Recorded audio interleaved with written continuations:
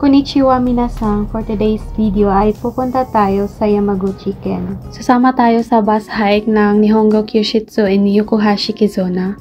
Coordinated ito sa City Hall kaya konti lang yung babayaran natin sa gala natin today. At eto na nga, nagre-ready ako. Light lang talaga yung makeup natin. Gamitin ko pala tong nail extension na binigay ni Aoyagi-san.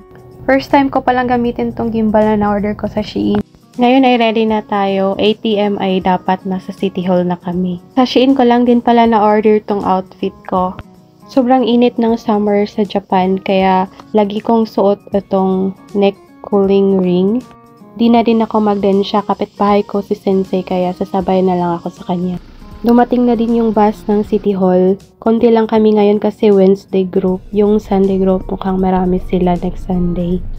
Hindi namin in-expect na ulan pala ngayong araw. Kaya napagdesisyonan ng mga sensei na pupunta muna kami sa Akiyoshido Cave. At eto nga yung binigay nilang guide. Fast forward, andito na tayo sa entrance ng cave.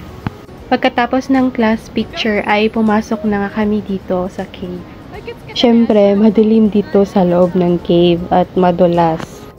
Yung mahilig sa adventure ay sure ako na mag-i-enjoy kayo dito.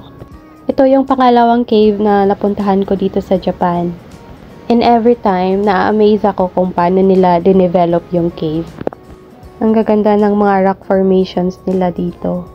At may nakita akong bato ni Mama Mary dito. Nung nakalabas kami sa cave, wala lang ulan at ngayon ay pupunta na kami sa restaurant para mag-lunch.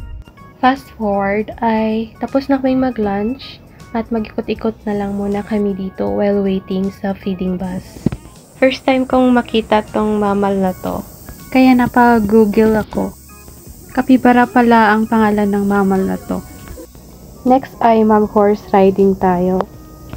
Isang ikot lang yung ginawa namin. Tapos nagtanong ako ilang taon na tong kabayong to. Sabi 19 years old na daw siya. Next ay pumunta kami dito sa elephant. Nagpa-picture lang kami. Hinahagisan siya ng pagkain para dito siya tumingin sa harap ng mga tao. Next ay pupunta tayo dito sa mga giraffe. Naka-feel na ako na sobrang init dito kasi nakalimutan ko yung neck cooling ring ko sa bus. Buti na lang yung cool wipes ko andito sa bag. Pagkatapos ay nagpalami kami. Umorder kami ng matcha with ice cream. At eto na yung pinaka-exciting part, ang pagsakay sa feeding bus. Ipapakain natin to sa zebra at tiger mamaya.